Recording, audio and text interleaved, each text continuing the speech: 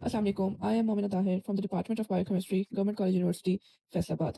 Today, in this conference, the paper I am going to present is about prevalence and risk factors associated with depression among university students in Punjab, Pakistan. The paper studies that mental health issues in many countries are ignored and what are the effects of academic and non-academic pressure on student mental health. Purpose of the study was to explore risk factors and results of these mental problems among university youth. A cross-sectional design of study was used in which 1,308 students aged between 15 to 29 from 3 public universities in Punjab participated.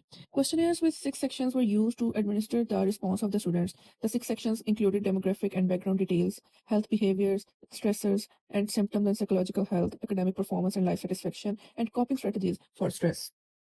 The result shows that stress is directly linked to the performance and welfare of the students. It showed that high frequency of mental issues were present in the student, but they had minimal health facilities. Students were unsatisfied with the university management and facilities. There was lack of connection between students and administration. Recommendations are that there must be more studies at university level to address mental health.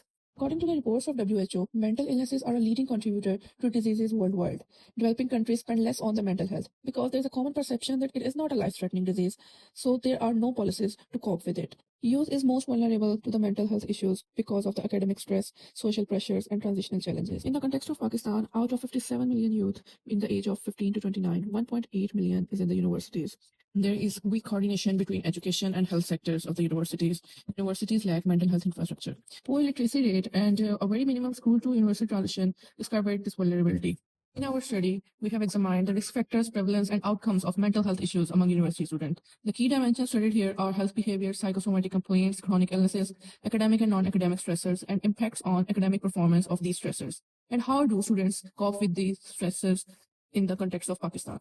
These stressors in the context of Pakistan are family expectations, interactions with the opposite gender, and English medium instructions. Stress theory presented that stressors cause stress, but distress is also a way if coping resources mitigate the outcomes.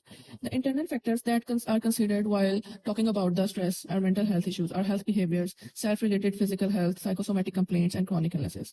The hypotheses tested in this study are that how socio-demographic and academic characteristics influence mental health, and how general health and behaviors are associated with the mental health issues. Researchers can themselves predict depressive symptoms and perceived stress, and mental health issues affect both academic performances and subjective well-being of the student. Aims and objectives of the studies are that how mental health issues is affected by socio-demographic and academic characteristics, prevalence of perceived mental health issues and association with general health and behaviors, and identify potential stressors determining mental health issues, association between mental health issues and academic performance, association between mental health issues and subjective well-being, and explore coping strategies in relation to social settings in Pakistan.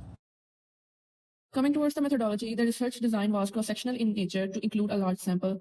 Quantitative methods were employed. Data was collected in categories for concise and statistically valid information.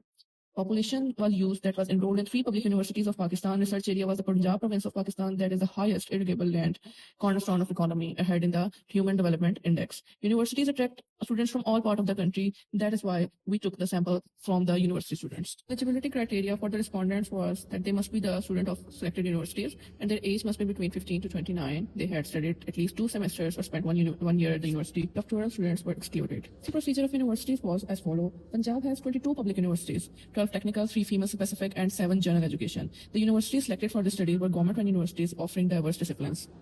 Sampling procedures and sample size were as follows. Multi-stage cluster random sampling was used. 3 public universities were purposely selected and the formula for sample size was applied. Precision was put to plus minus 3%. The sample size was 1,087 and at 10% rejection, it became 1,200. Here we can see the sample size collection. The 3 universities selected from Punjab were University of Punjab, Bahauddin Zikriya University, and this university from Faisalabad. And the calculation was done according to the sample size formula. Tools used for data collection were pre-coded self-administered questionnaire based on cross-national student health study. They were modified in the cultural context of Pakistan and were tested before data collection. The questionnaire consisted of 10 sections that were personal details, general health, psychosomatic complaints, stressors, psychological well-being, perceived stress, depressive symptoms, academic performance, satisfaction, and coping strategies. They focused on all the ethical considerations and it showed anonymity. No names were published in the public. Informed consent sheets were included in the study. IRB approval from the universities were also taken. Data analysis was done by the software SPSS version 22 and it was checked for errors and outliers. Variables were recorded very carefully. Talking about the results we got from this study, let's talk about the socio-demographic characteristics first. The main 2 things that were considered were the satisfaction level with BMI and satisfaction with the current weight by sex. We can see in the graphs that people who were underweight overweight or obese were highly unsatisfied with their BMI, and 46% of the females were unsatisfied with their weight. These two social demographic characteristics also contribute to the mental health. On the right side is a table that shows the frequency and percentage of students included in the study according to their age, their sex, their marital status, their BMIs, and weight. The next section was about the family background. It shows that how many students and what percentage of students has their parents gone to the universities and no literacy at all, and what range of income do they fall in. Coming towards the third section, that is about the academic details, we can see on the right side that how many students belong to which universities and what discipline were they studying in. And the level of scholarship holders by income level was most for the students who had income less than 20,000. Coming towards the next sections that are about mental health issues and psychosomatic complaints, we can see that the percentage of stressed students out of these universities was 54.9, out of which 44.2 were depressed students. And the main complaint that we get for the mental health issue was tiredness because of the burden of the studies, academic pressure, or social pressure, and all.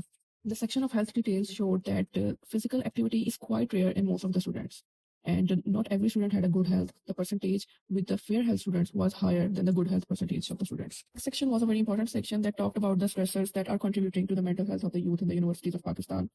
By the study, we see that exams are the main stressor and they cause academic pressure and mental health issues in the students. Health problems were 38.2% in female, like female had more health problems than the male, and family expectations were more with the male students, and interaction with the opposite gender was also more in the male students.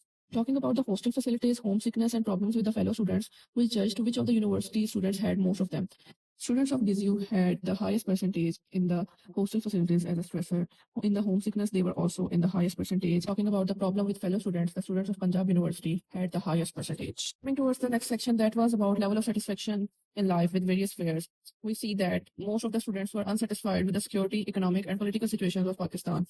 High percentage was worried about the job opportunities and general hygiene situation at the universities, and they don't get the safe drinking water facility at the universities. Coming towards the academic performance, we see that most of the students fall in the GPA range of 3.31 to 3.70. Last section was about the coping strategies that students follow to deal with the stress, and the highest percentage was of the friends. Like friends contribute a lot as a stress reliever.